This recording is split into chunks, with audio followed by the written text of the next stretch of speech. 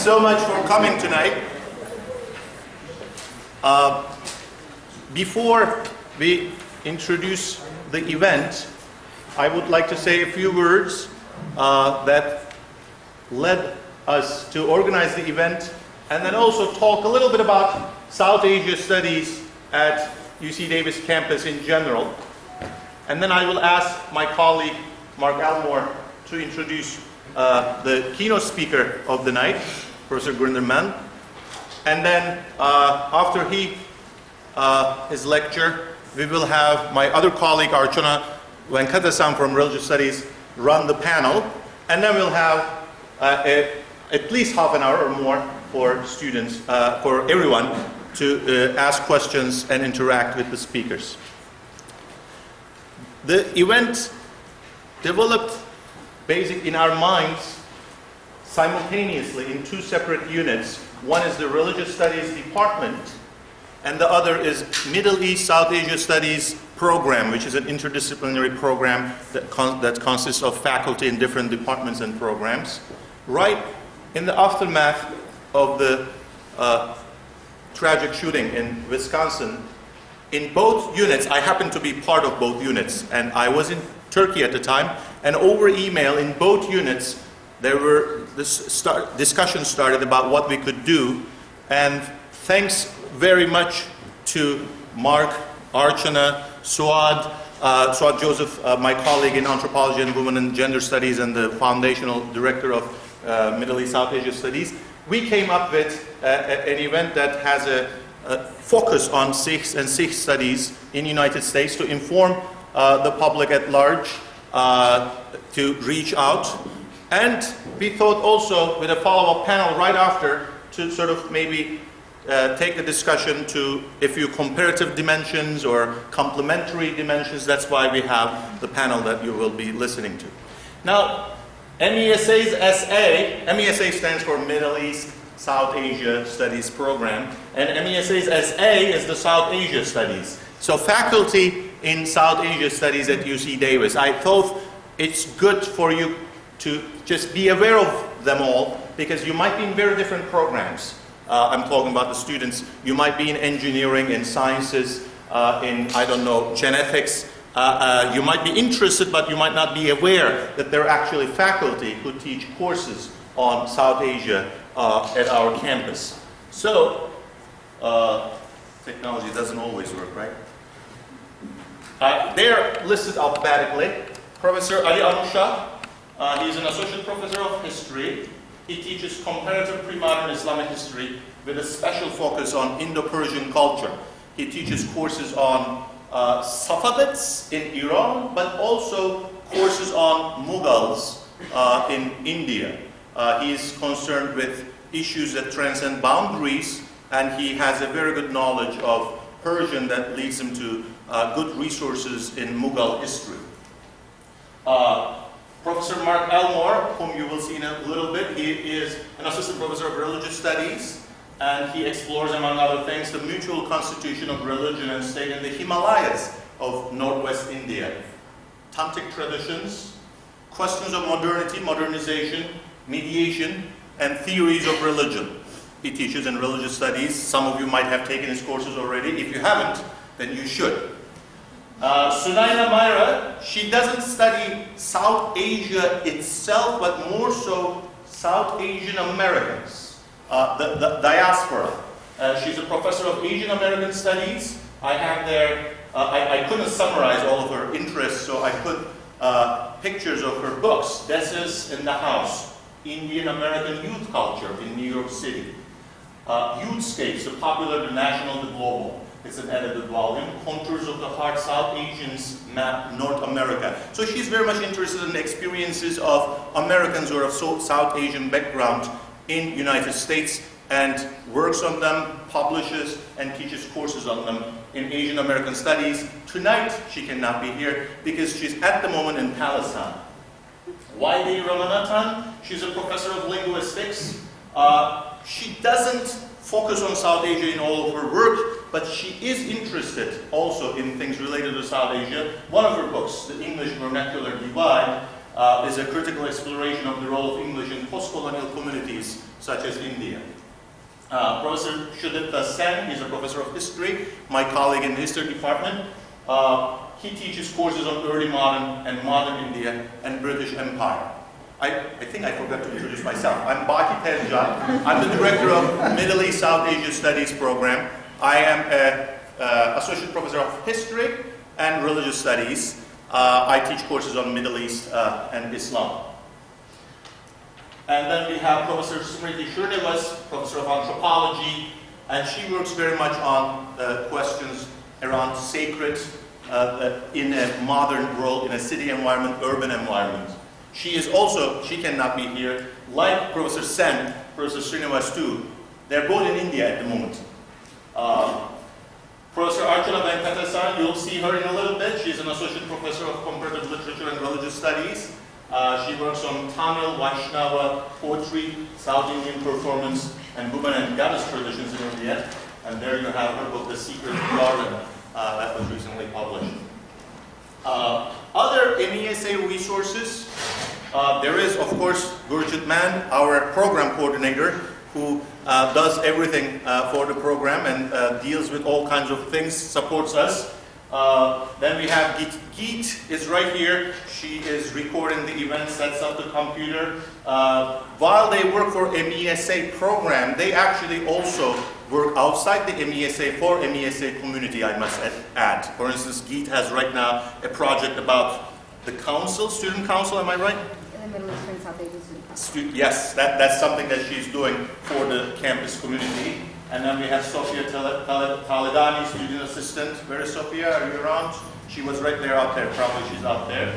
And here is a very important resource that will be adding very soon to our staff.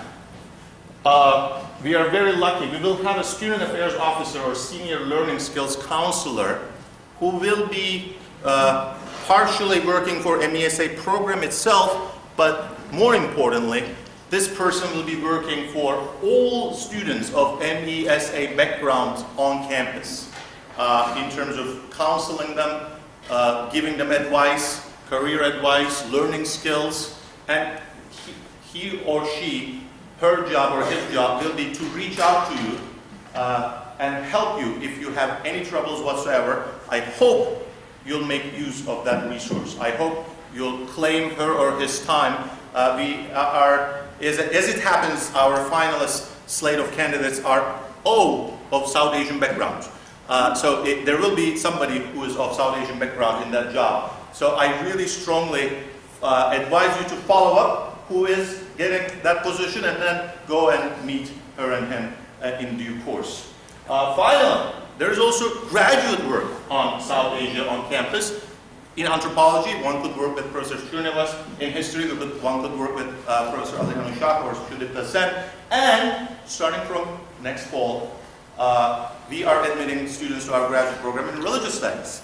So there are all kinds of things you could do about South Asia at UC Davis, and I wanted you to all be aware of it.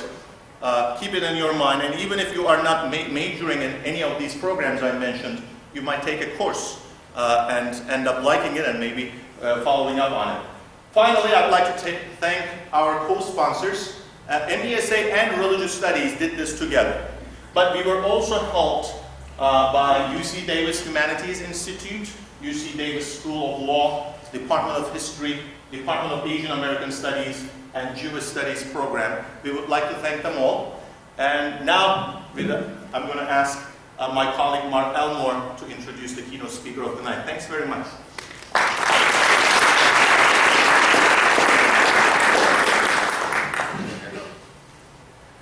So tonight it is my distinct honor and pleasure to introduce a man who has been a teacher and a mentor to me and to many of my friends and a number of people who study things of North Indian origin, particularly like Punjabi studies and Sikh studies.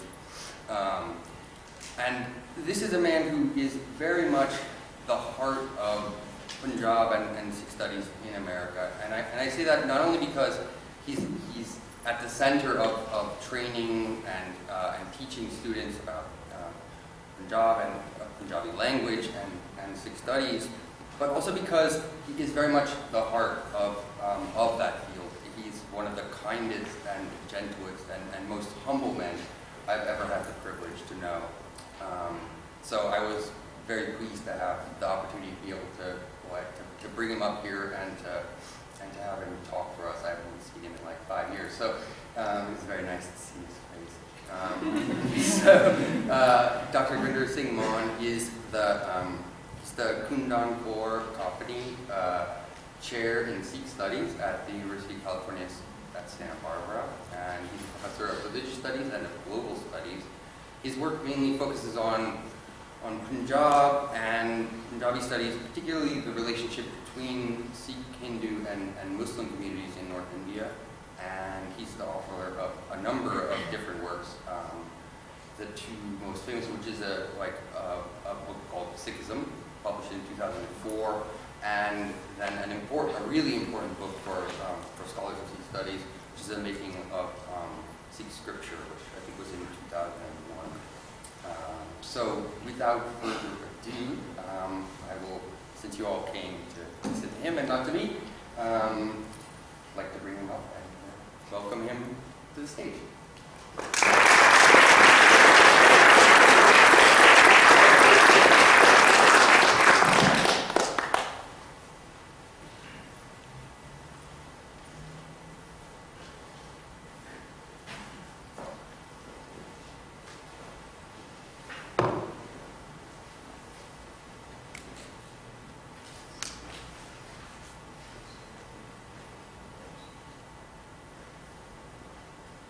Thank you very much, Mark. Those were touching words, and I'm very grateful, very grateful. And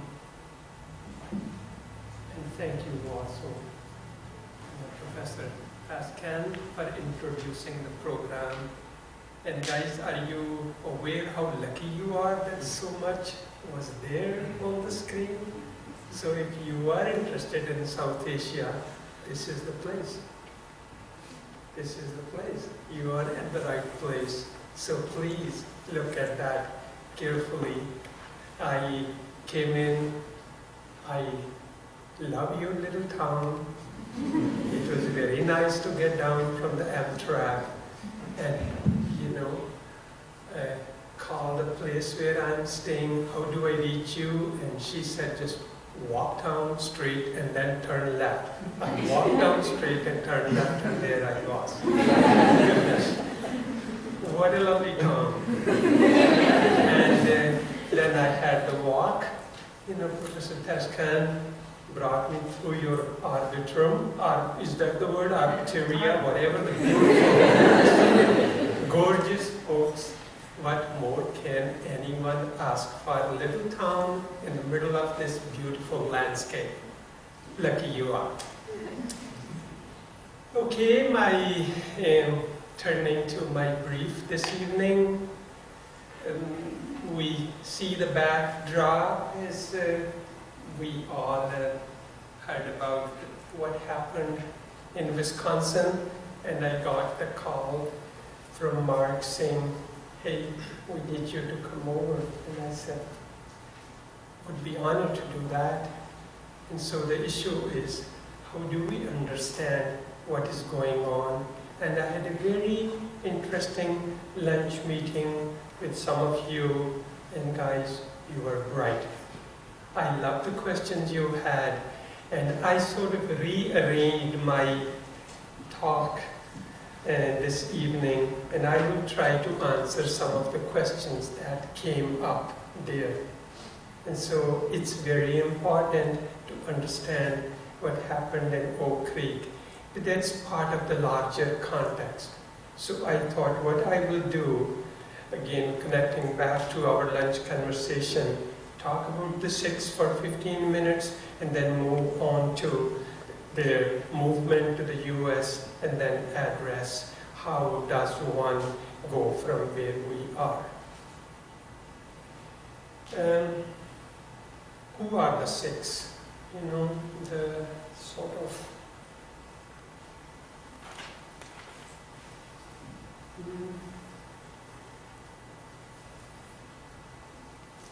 You know, if you ask a Sikh about their numbers, the answer would be they are the 5th largest religious tradition of the world. And that is accurate. That is accurate. They are the 5th largest tradition. But please don't forget the drop between the 4th and the 5th.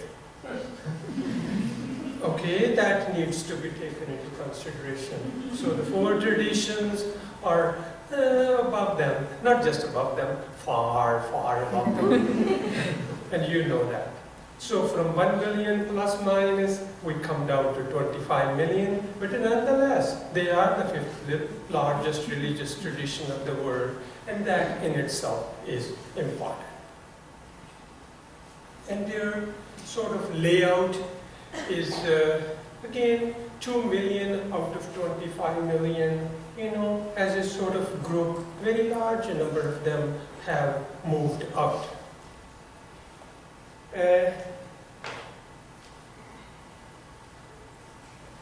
I'm a farmer. I did farming before. I don't know how I ended up in academia. So, you know, the landscape does matter. Where do they come from? That is where they come from. I know, you all know, but I just can't help but show you the map. That's where they come from. And what is important, that was the general location between India and Pakistan, northwest of India, but a lot of water there and very fertile soil. So goodness gracious, you know, in Santa Barbara we don't have the beautiful oaks which you have. And they do leave some, you know, impact on your thinking. So there's a lot of water and fertile soil. That's one part. Won't go into the details, but would like you to keep that in mind and think about this. And other things, you know, 3 trade routes.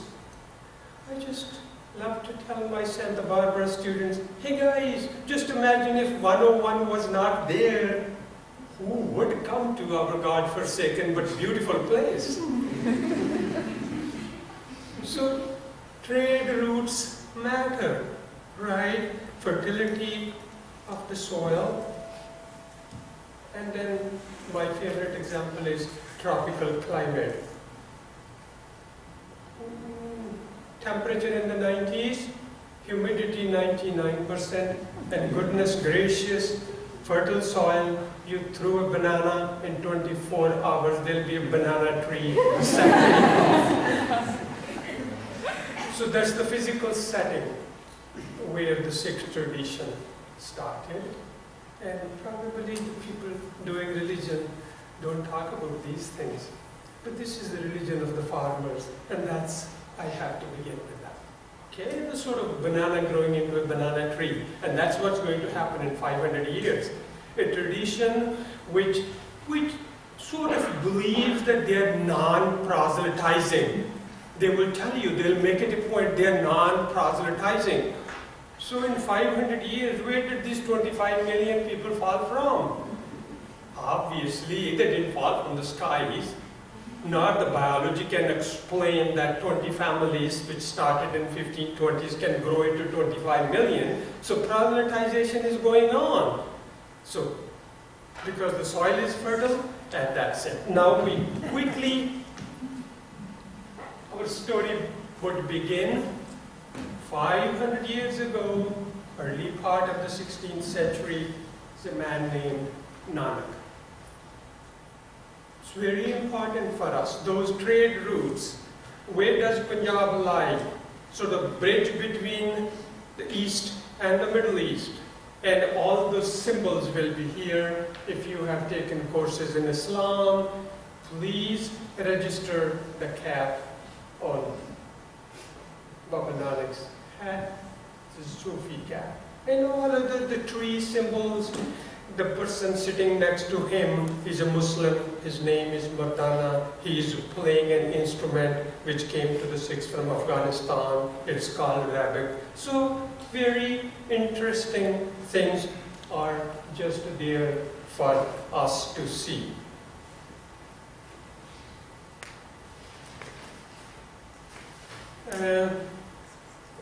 If I were to give you in one short statement his beliefs, he believed in the divine unity. It's pure monotheism in line with Judaism and Islam, and he believed in divine immanence. And divine immanence is extremely important. We human beings should follow the model of how God runs this world. That is where the Sikh ethics is rooted. And what are the three core values which begin to be talked about? In Punjabi, they are Naam, Daan, Ishnan. So Naam is the divine immanence. God is the creator, and pretty much everywhere. Daan is social value, productivity, and then contributing to the welfare of the society. Participation in the society is very important. Let me slightly exaggerate. If there is one tradition in the history of humankind which has no value for asceticism, these are the people. No absolutely categorical rejection of asceticism of any type. You keep your body clean. That was the Ishnan. This is a divine gift. You feed it well, you dress it well. Look, somebody asked me, how does the color of the turban function? I said, can't you somehow make the connection? It is functioning. Just look for it and you will know the connection. But what is happening here? No asceticism. The body has to be taken care of. And social productivity is very important. How can you contribute to the society? If you are going around begging for your food, you need to produce it. And so three values, Naam, Daan, Ishnan. Belief in divine immanence, belief in social productivity, and personal purity. So that's where the ethic, the theology and the ethics, they come in a big way. A line of Nanak's successors followed. There were 9 successors, so line of 10 gurus.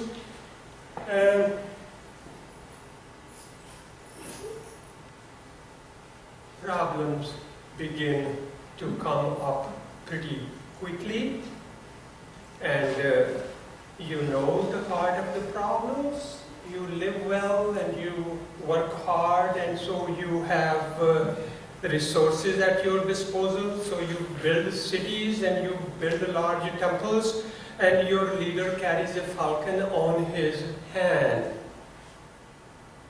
Are we okay with that? Please register that. The name is written Guru Arjan. People who have been going to the Gurdwaras, this is not an image very is relatively unknown to the Sikhs. But the entry of the falcon fits in very much in that scheme of contribution to the society and the leadership, Miri and Piri, and the terms used are Deen and Dunya. So the Sikh Guru is the leader of both Deen and Dunya, and falcon is the symbol of Dunya, the worldly power, and then of course is the spiritual leadership. So how does this story end? The first story ended that Mughals ordered Guru Arjan to appear at Lahore, and he is executed. Mughals perceive a threat, and standard way of handling a threat is to kill the leader and hope that the movement would sort of fritter away, but that did not happen. 9th Guru, now we are in the late 17th century. Guru Arjan's martyrdom took place in 1605, and this is Guru Tegh Bahadur now, the 9th Guru, the 8th successor of Nanak, and he is ordered to come to Delhi, and he is executed from the Mughal point of view, martyred from the Sikh point of view. 2 martyrdoms, 2 executions in less than 75 years. And there are other problems that I can't go into here. And then comes the figure of the 10th Guru, Guru Gobind Singh. Just see the picture now. This picture is dated 1700, Sikhs are 1700, but we know when it was created. So even the artists who are at the disposal of the Sikhs to generate a picture like this sort of indicates, I mean, this could compare with any good picture created for the Mughal emperors. So that is what we are talking about here. And during the period of Guru Gobind Singh's, important things happen. This is just to give you some sense of his town, Anandpur. And what do you see? These names are the forts. So a city with 5 forts. Who builds forts? Why do they need forts? Because Mughals are threatening them and they are resisting the Mughal, and just the house of the Guru. From the Sufi cap, we are in a different world. And this is the ceremony now, ceremony of the double-edged sword. And what is happening here? The early Sikh Panth is redesignated as the Khalsa Panth. In scholarship, it is not clear. The Khalsa is considered to be an order within the community. That is not historically accurate. The total community is given a name, and what goes with it? 3 things. People who know Punjabi, Waheguru Ji ka Khalsa, Waheguru Ji ki Fateh. So the Khalsa belongs to Waheguru. That means they reject any personal authority whatsoever, including the authority of the Guru. That is the point, that the office of the personal Guru is phased out, and so Waheguru, God, is the only object of submission, and the duty of the Khalsa is to bring divine justice to the region where they are. And when you take the ceremony, what do you have? 5 Ks, but the important thing is that you don't cut your hair. Okay? And then you carry weaponry with you. So this is sort of a fresco of a mural of 1860. Just to give, sorry, this is 1760, please. It's just the 18th century. So as the office of the Guru is phased out, the book, the Granth, comes to the center. So these are the people of the book.